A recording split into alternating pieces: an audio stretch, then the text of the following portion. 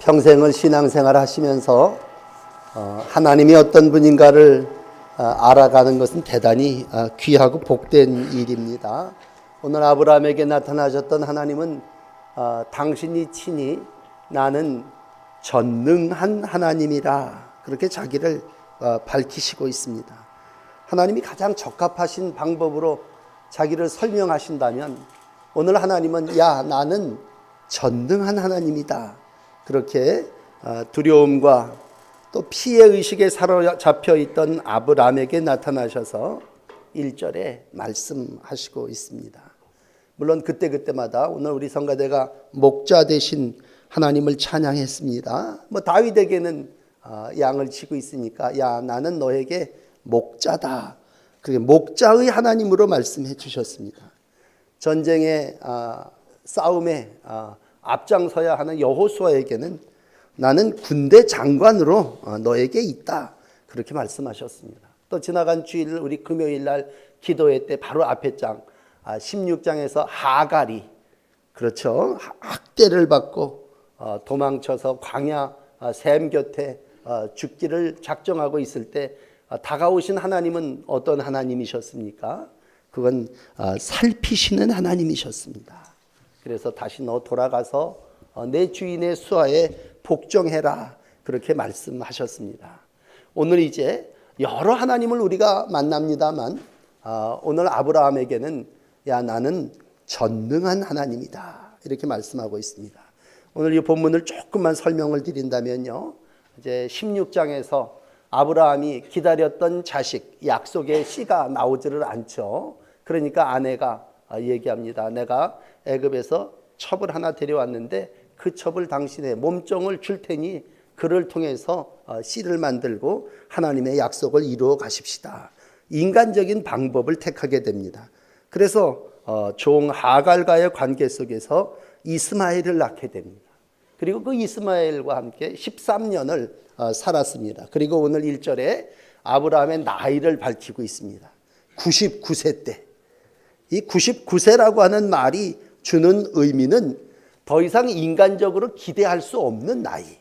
뒤에도 표현합니다. 내 나이 99세고 내 아내 사레의 나이가 90세인데 그러니까 모든 가능성이 사라졌다. 그런 얘기입니다.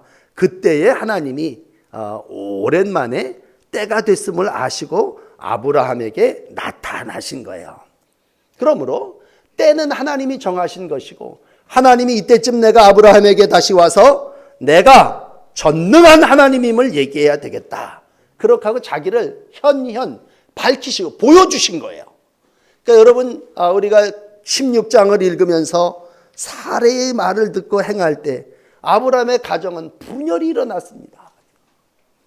하나님의 약속과 하나님의 말씀을 인간적인 방법으로 이루려고 할 때 분리의 영이 들어왔습니다.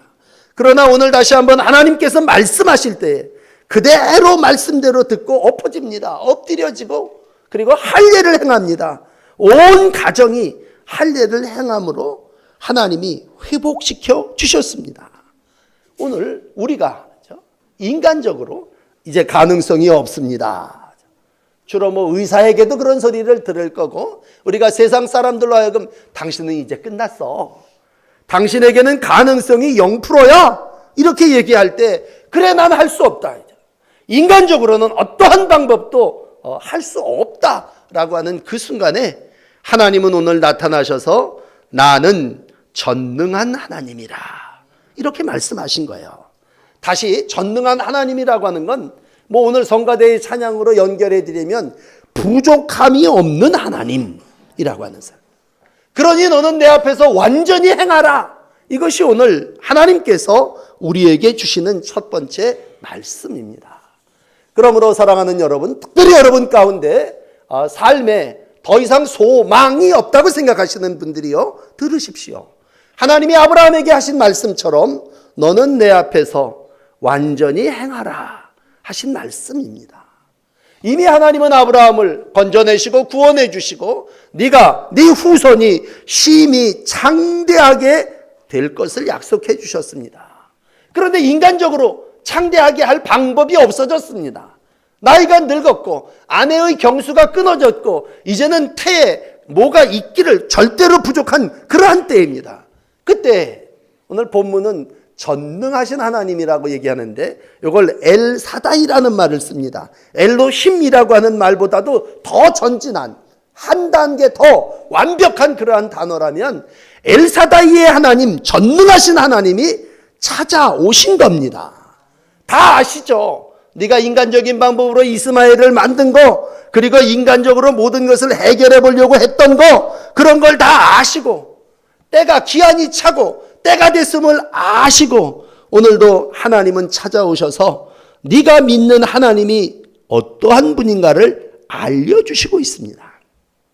여러분, 우리가 평생을 신앙생활하면서 하나님을 안다고 하는 건 대단히 중요합니다. 우리 인본적인 신앙을 가지고 살 때 많은 세상은 자신을 알라고 얘기합니다.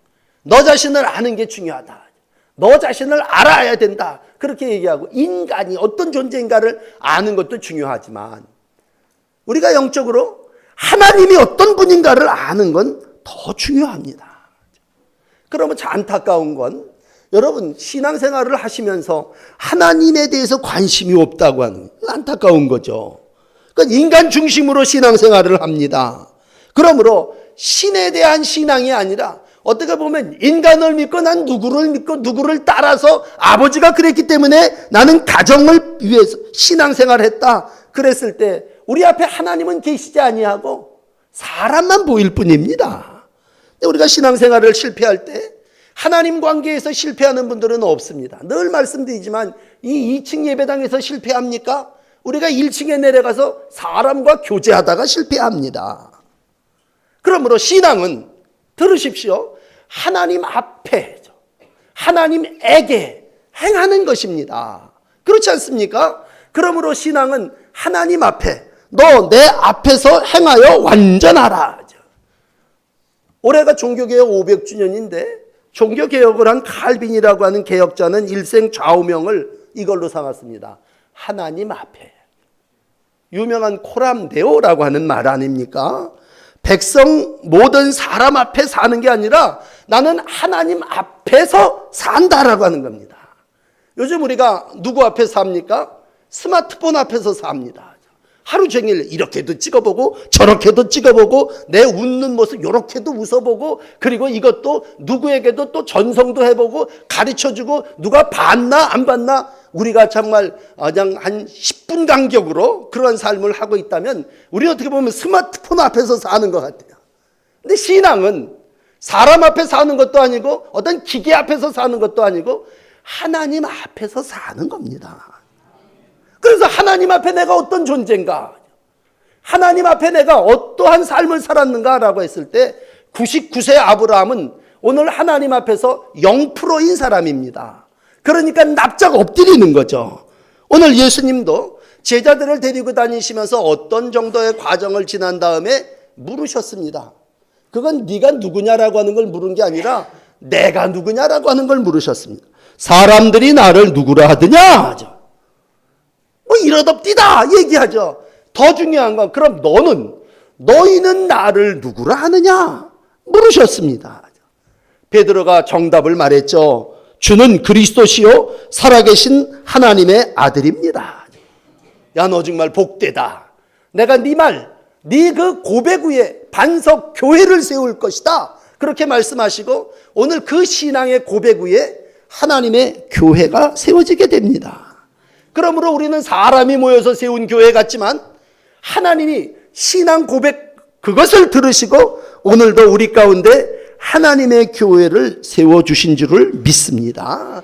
그러므로 오늘 우리가 다시 한번 확인해야 되는 건 뭡니까? 그건 하나님이 누구시냐라고 하는 것입니다.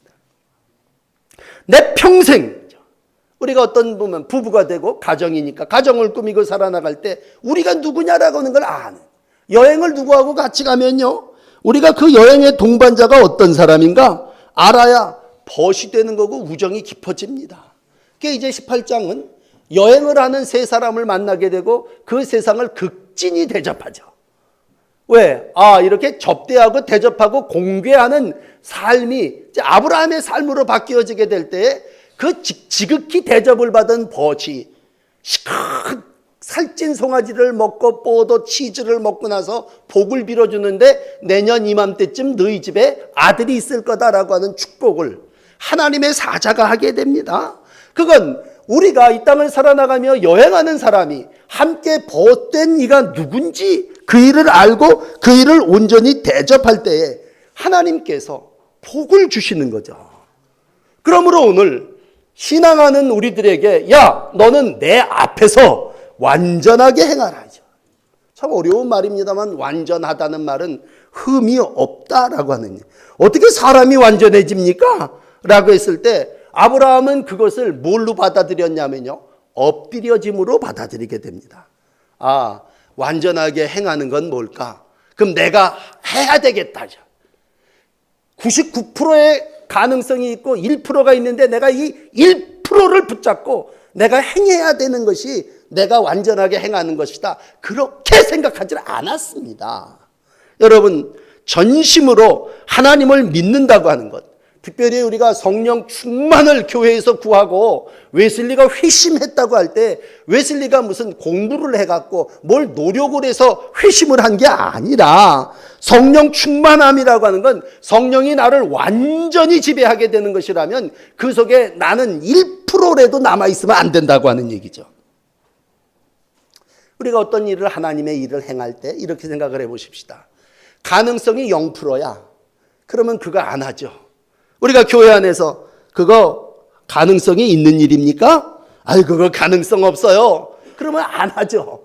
그러나 하나님은 오늘 그 가운데 찾아오셔서 99세 된 아브라함에게 야, 너 완전히 행해라. 그 얘기는 네가 행하지 말고 내가 행했다고 할 때 그 내가 행하는 그 하나님이 어떤 분이십니까? 전능하신 하나님이십니다.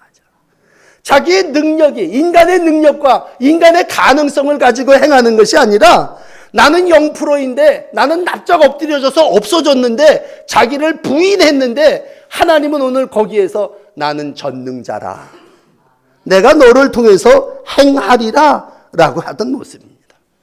그러므로 내 앞에서 행하는 아브라함의 13년 전의 모습은 첩을 취하여 아이를 낳는 거였습니다. 그리고 이스마엘이라고 하는 아이로 그 자리를 대체해 놓고 그 뒤에 본문의 오후에도 계속 말씀드리겠습니다만 하나님이 야, 네 씨로 말미암아 천하 만국이 복을 받고 번성하고 창대하고 펼쳐나갈 거다 얘기했더니 아브라함이 뭐라고 답합니까? 하나님, 이스마엘에게나 복을 주십시오. 육체로 낳은 아들이 하나님의 방법이 아닌 육체로 낳은 아들 이스마엘이나 복을 주십시오. 그렇게 얘기하게 됩니다. 그러나 하나님은 우리에게 완전하라 그렇게 말씀하셨고 그 완전함을 하나님 앞에 온전히 드려지는 낮은 경배의 모습으로 보여주길 원하시고 있습니다. 그래서 내려가서 3절에 아브라함이 어떻게 합니까? 납작 엎드립니다. 경배하는, 무슨 짐승을 각을 내갖고 쪼개갖고 15장에 내놓은 그런 정도가 아니라 자기를 완전히 그냥 없애버리고 엎드린다고 하는 의미가 참 어떻게 보면요, 전능하신 하나님 앞에서 인간이 완전하게 행할 수 있는 하나의 처방인 것 같아요. 우리가 어떤 때 하나님의 은혜를 받습니까? 성령이 우리 가운데 충만하다고 하는 표현을 쓴다면 내가 요만큼 살아있을 때 성령이 우리 안에 꽉 찰 수 있습니까? 완전히 비워져야, 완전히 엎드려져야 하나님이 오늘도 우리 가운데 역사하시는 줄을 믿습니다. 예수님께서 마가복음 8장 34절에 무리와 제자들을 불러 말씀하십니다. 얘들아, 누구든지 나를 따라오려거든 자기를 부인하고 자기 십자가를 지고 나를 따를 것이니라. 이 말씀이 아브라함에게는 엎드림입니다. 엎드림. 자기를 부인하고 자기 십자가를 지고 나를 따르는 것입니다. 성경은 로마서에 이것을 아브라함의 의로 여기셨고 아브라함이 하나님을 정말 믿었구나 하죠. 그러므로 엎드린다고 하는 건 자기 부인입니다. 난 이제 없습니다 하죠. 그래서 천주교는요, 그 신부들이 서품을 받을 때 바닥에 쫙 엎드립니다. 뭐 의식의 뭐 문제이겠습니다만 엎드린다고 하는 건 이제 나는 없고 하나님만 내 안에, 성령만 내 안에 계시다고 하는 것이죠. 우리가 이제 하나님의 인도하심을 따라 다시 창세기로부터 말씀을 시작해 옵니다. 우리가 지난 주간에 노아에 대한 얘기를 들었다면, 여러분, 노아는 120년 동안 참고 기다리며 하나님과의 관계를 잘 맺었던 사람입니다. 노아의 시대의 모든 사람은 하나님의 말씀을 듣지 않고 엎드리지 않아 갖고 물에 다 잠겨 죽었습니다. 하나님이 물로 심판을 하셨습니다. 그러나 한참 지나가면요, 요나 시대가 있고 니느웨 성 사람들에 대한 이야기가 나옵니다. 이 사람들은 아주 죄가 꽉 찬 사람들입니다. 다 멸망받기를 요나도 원했던 사람입니다. 그러나 요나 혼자 물속에 뱃속에 들어갔다 나와가지고는요 외칩니다. 야, 너희들 40일이 지나면 다 이 성, 이 자녀들이 멸망할 거다. 깜짝 놀라운 건 왕부터 짐승, 가축에 이르기까지 다 베옷을 입고 엎드려 회개할 때에 멸망당하는 니느웨 백성들이 하나님의 구원을 경험하게 됩니다. 여러분, 구원은 어떻게 받습니까? 하나님께서 오늘도 머리를 축혀 세우고 내가 이렇게 하겠습니다라고 하는 자를 뽑아서 그를 통해서 구원의 역사를 이루시는 게 아니라, 하나님은 오늘도 베옷을 입은 자를 통해서, 회개하는 자를 통해서 하나님의 성령을 가득 완전히 부어주시고 오늘도 하나님이 하나님의 역사를 이루시는 줄을 믿습니다. 그러므로 여러분, 아브라함은 16장에서 엎드린 게 아니에요. 16장에서는 내 방법대로 몸종을 취하여 방법을 동원해서 인간적인 일들로 이렇게 해서 열국의 아비로서 하나님의 약속을 만드는 사람으로 해보려고 했어요. 그렇지만 그게 이루어지지 않고 세월이 13년 지났지만 하나님은 오늘도 우리 가운데 오시지도 않고 말씀도 안 해주셨습니다. 그리고 야, 이제 때가 됐구나. 내가 이제 아브라함을 만나야 되겠다. 그리고 찾아오셔서 오늘 완전하신 하나님, 우리 하나님은 전능하신 하나님으로 우리 가운데 함께 하시고 계십니다. 오늘도 어떤 때 우리가 자기를 부인이라는 말을 모르시는 분이 누가 있겠어요. 그러나 하나님을 따르시면서 꼭 우리는 그렇죠. 하나님 반, 내 생각 반, 걸치죠, 걸쳐. 그런데 하나님의 전능하심보다도 인간, 지금이 어느 때인데 하나님만 믿습니까? 의사도 믿어야 되고 과학도 믿어야 되고 우리가 할 수 있는 건 우리가 해야 되지 않겠습니까? 라고 할 때 우리는 아직까지도 전능하신 하나님을 완전히 의지하지 못하고 사시는 겁니다. 늦게 하나님의 은혜를 체험했지만 사도 바울은요, 자신을 이렇게 고백합니다. 내게 유익하던 모든 것을 그리스도를 위하여 내가 해로 여길 뿐만이 아니라 또한 모든 것을 해로 여김은 내 주 예수 그리스도를 아는 지식이 가장 고상함을 인함이라. 그러면서 뭐라고 표현합니까? 내가 배설물로 모든 것을 다 내려놓는다. 다 버린다고 할 때 하나님은 오늘도 이러한 바울을 들어서 하나님의 귀한 일꾼으로 삼으신 줄을 믿습니다.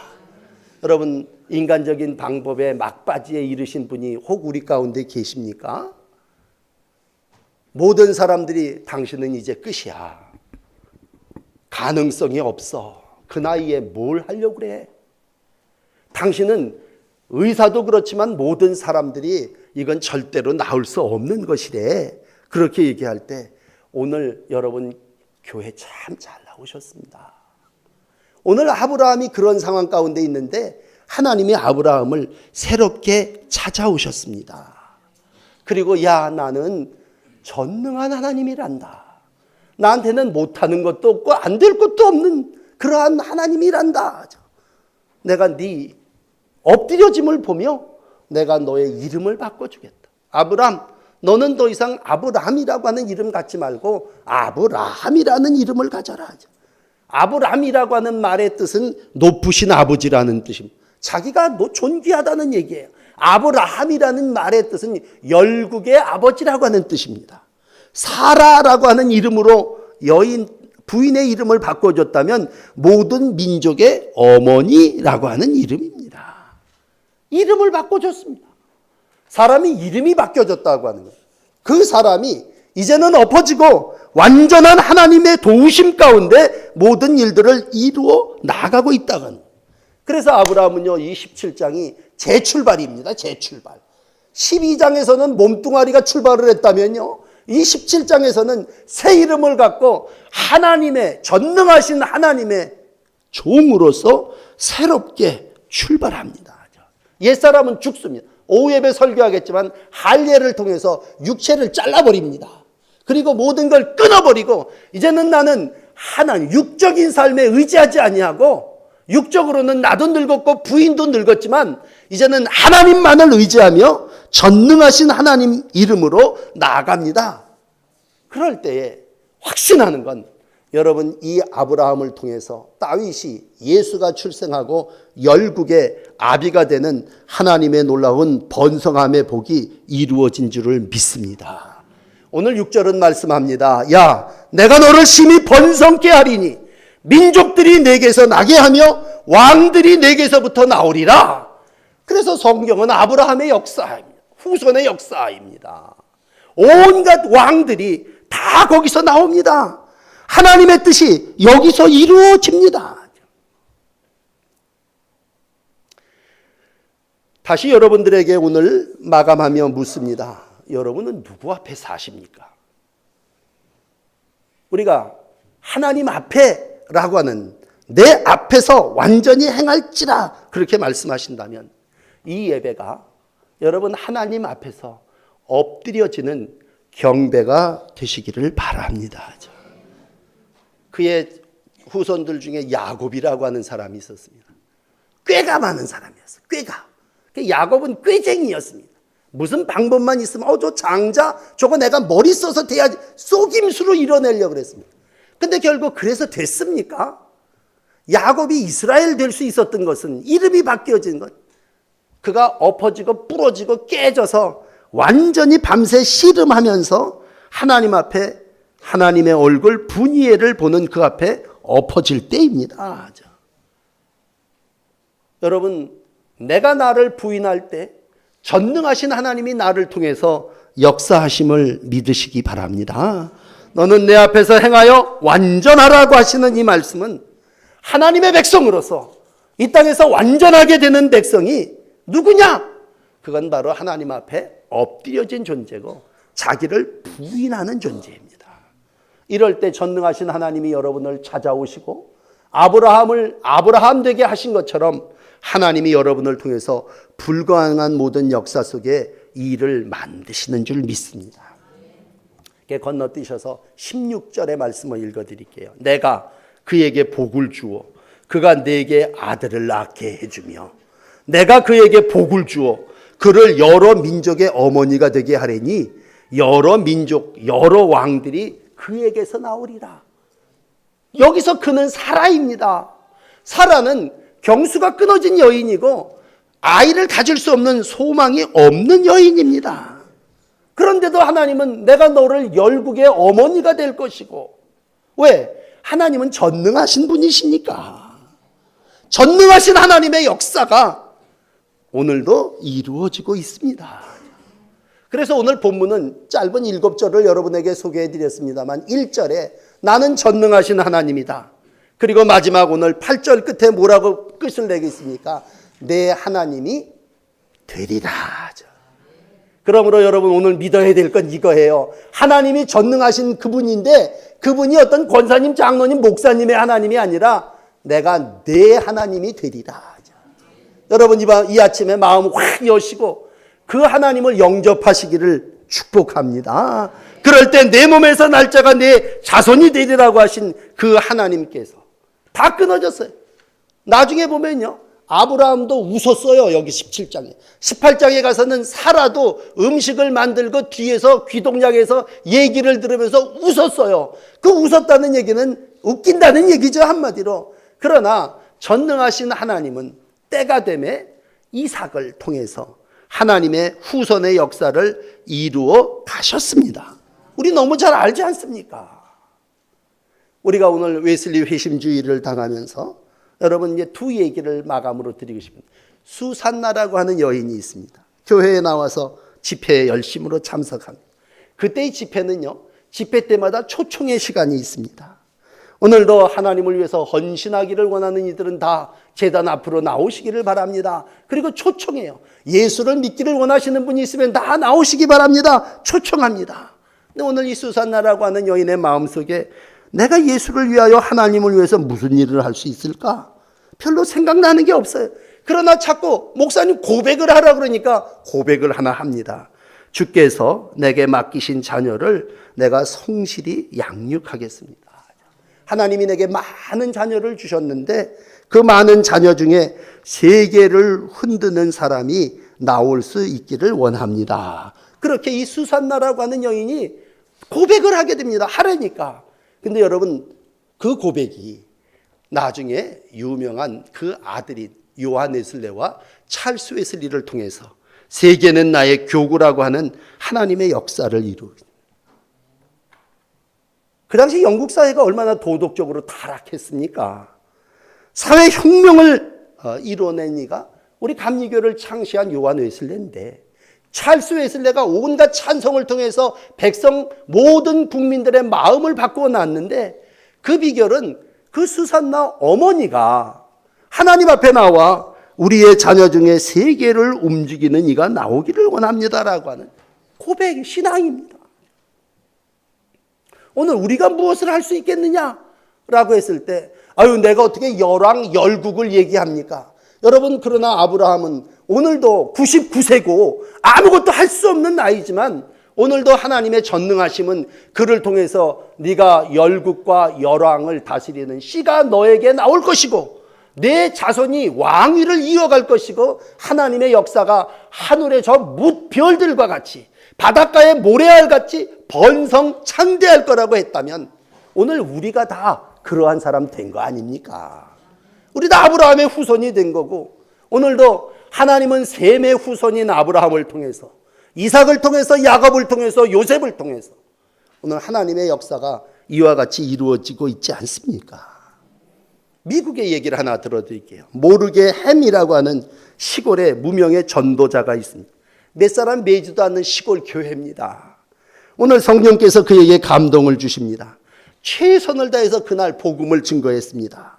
그러면서 그가 간절히 선포합니다. 여기 몇 사람 모이지는 않았지만 이 중에 세계에 영향력이 있는 인물이 나오기를 원합니다. 그리고 복음을 전도했습니다. 그리고 오늘 이 말을 듣고 헌신하기를 원하는 사람들은 다 나오십시오. 또 초청을 했습니다. 어린 애 하나가 말씀을 듣고 하나님 앞에 나와서 헌신했습니다. 내가 그러한 자가 되기를 다짐하고 그렇게 살겠습니다. 그 어린아이가 누군지 아십니까?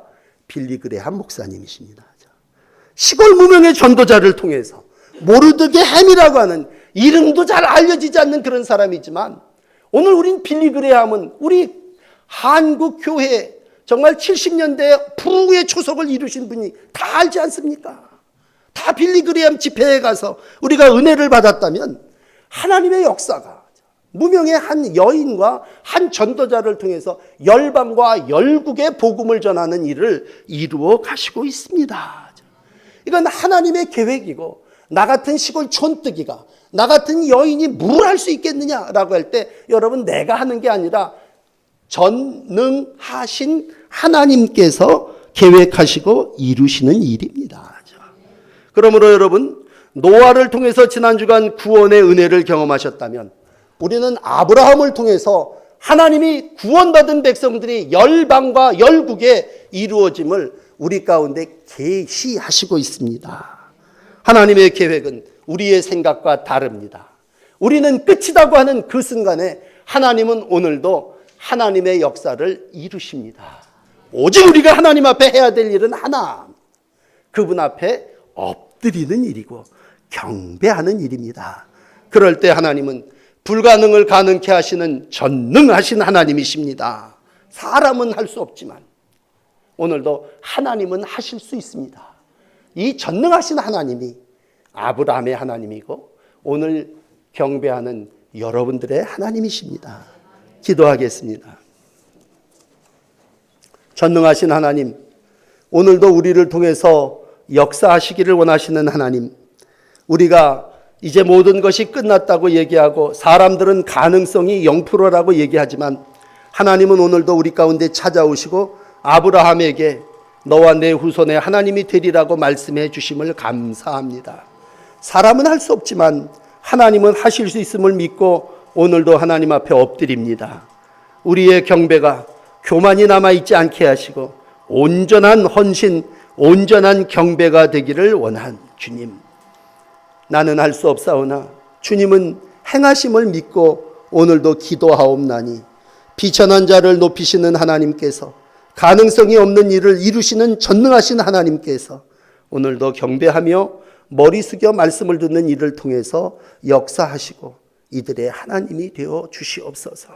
오늘도 자신을 버리신 예수님을 통해서 우리가 믿음의 진가를 알고 있습니다. 하나님 부인하게 하시고 버리게 하시고 낮아지게 하시고 철저하게 전능하신 하나님을 의지하는 가운데 우리의 후손들이 복되게 하시고 우리의 후손들을 통해서 하나님 열방과 열국에 하나님의 역사를 이루어가게 하여 주옵소서. 절대 절망의 삶을 살아나가는 내 성도들이 여기 머리 숙였습니다. 주님, 이들이 할 수 없사오나 하나님은 하실 수 있음을 고백합니다.